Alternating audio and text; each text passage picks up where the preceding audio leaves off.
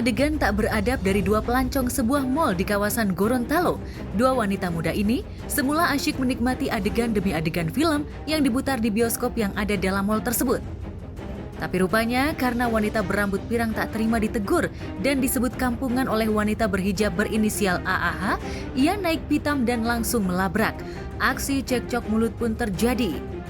AAH kekeh, NA terlalu berlebihan berekspresi saat menikmati adegan film, sementara NA tak terima karena teguran disertai umpatan kata kampungan. Keributan dengan melibatkan adu fisik pun tak terhindarkan.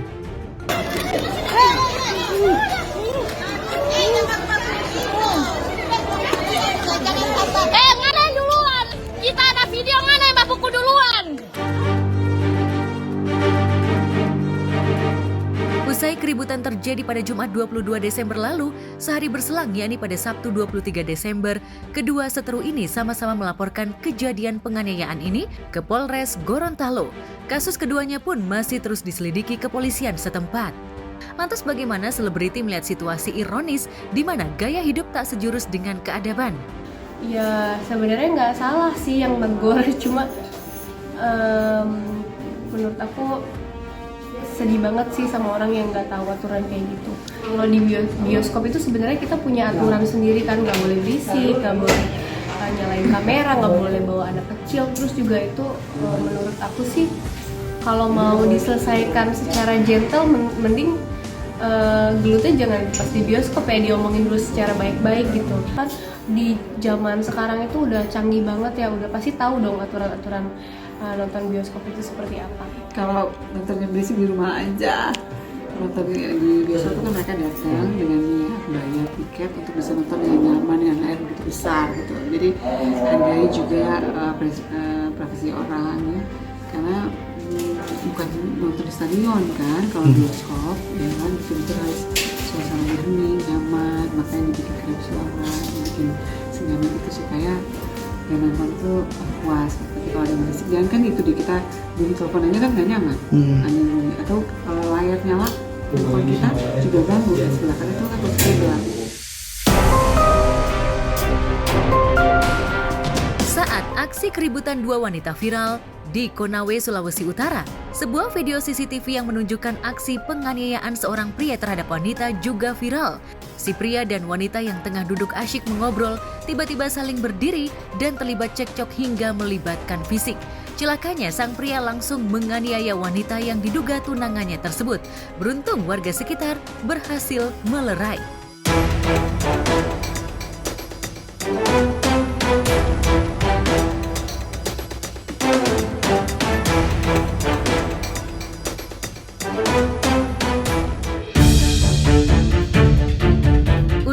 Usut belakangan diketahui jika semula dua sejoli yang akan menikah ini tengah duduk berdiskusi membahas gaun pernikahan. Namun, ketika serius membahas gaun, si wanita berinisial IU tiba-tiba mendapat panggilan telepon dari seorang pria dan menjauh dari calon suaminya berinisial AS. AS yang merupakan calon suaminya itu murka dan dilahap api cemburu. Aksi keributan pun terjadi hingga berujung ke penganiayaan. Lantas bagaimana selebriti menilai hubungan calon pengantin yang rapuh ini?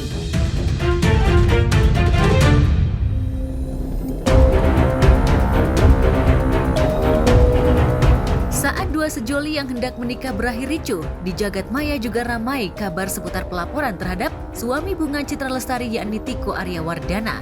Tiko disebut-sebut telah dilaporkan salah satu rekan bisnisnya ke Polres Jakarta Selatan dengan tuduhan penggelapan dalam jabatan. Dari surat laporan yang beredar di kalangan juru warta, rupanya pelaporan itu sudah terjadi sejak 23 Juli 2022 lalu dengan nama terlapor Tiko Pradipta selaku direktur. Hingga surat pelaporan ini beredar di kalangan juru warta, belum ada konfirmasi dari Tiko maupun BCL. Begitupun dari Polres Jakarta Selatan. Lantas mungkinkah ini kasus lama yang hendak diungkit kembali?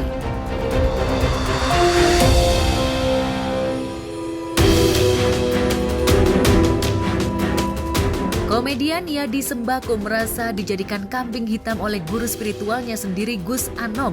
Alih-alih mendapatkan pencerahan batin dan kedamaian dengan mengabdi pada Gus Anom, Yadi Sembako justru harus merasakan derita dan terancam bangkrut gara-gara menyokong ambisi guru spiritualnya untuk menjadi bos manajemen artis. Yadi harus berurusan dengan kasus hukum yang menahbiskannya sebagai terlapor atas kasus penipuan uang yang dilaporkan oleh dua pihak event organizer.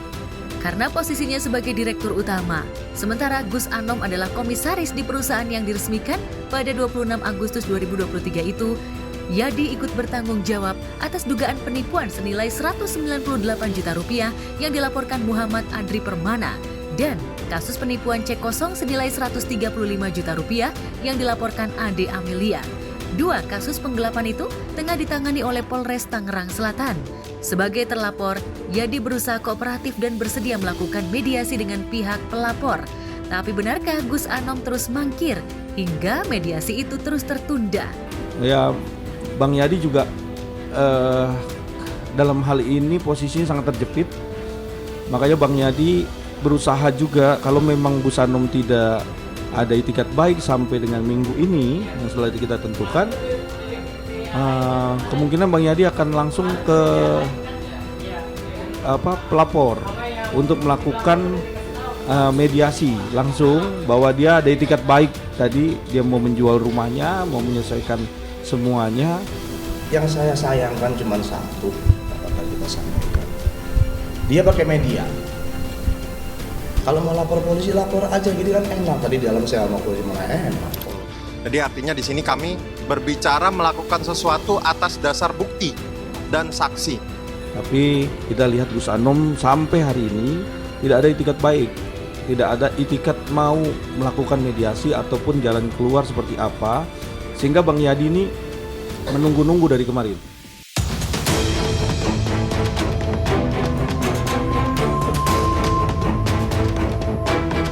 Sama-sama berstatus terlapor, namun Gus Anom berbeda sikap dalam menghadapi dua kasus hukum yang menjerat mereka.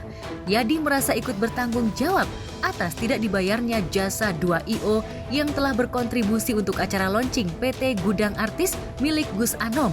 Itu sebabnya jika Gus Anom tidak punya itikat baik mengganti kerugian pelapor, ia rela pasang badan.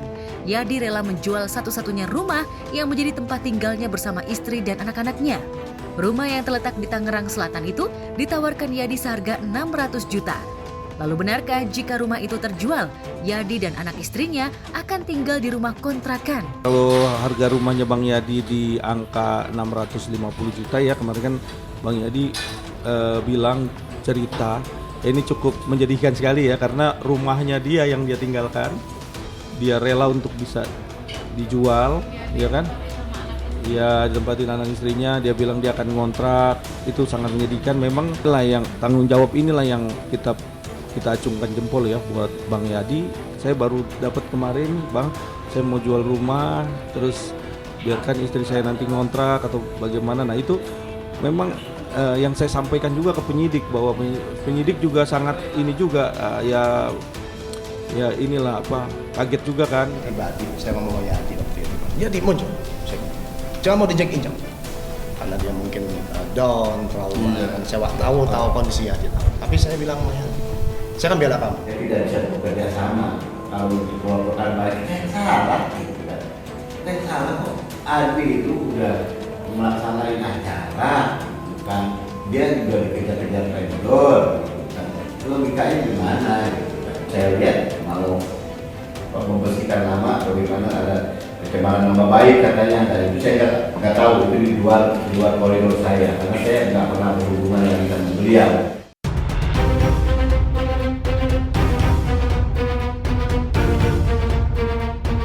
Meski rela pasang badan mengganti kerugian pihak I.O., Yadi Sembako tetap membuat perhitungan dengan Gus Anom.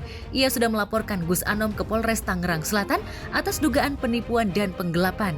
Gus Anom yang seharusnya bertanggung jawab atas pembayaran pihak I.O. sesuai perjanjian justru lepas tangan.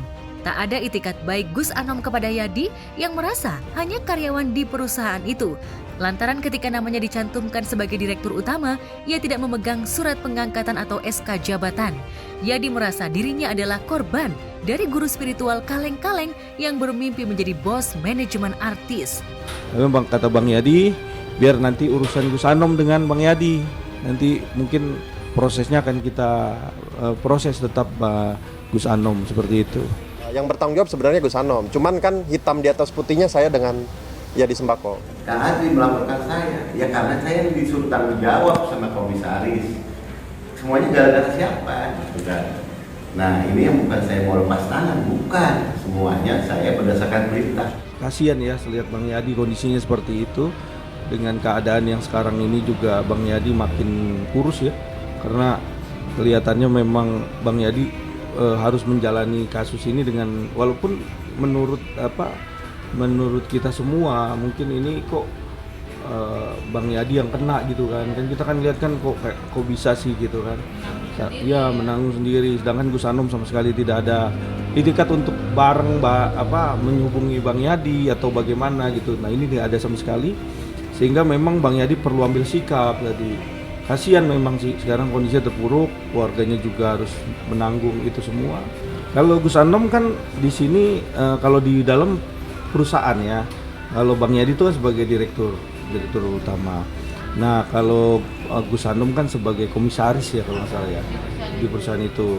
Nah mungkin kalau dalam proses struktur struktur perusahaan itu kan mempunyai tanggung jawab dan bagaimana cara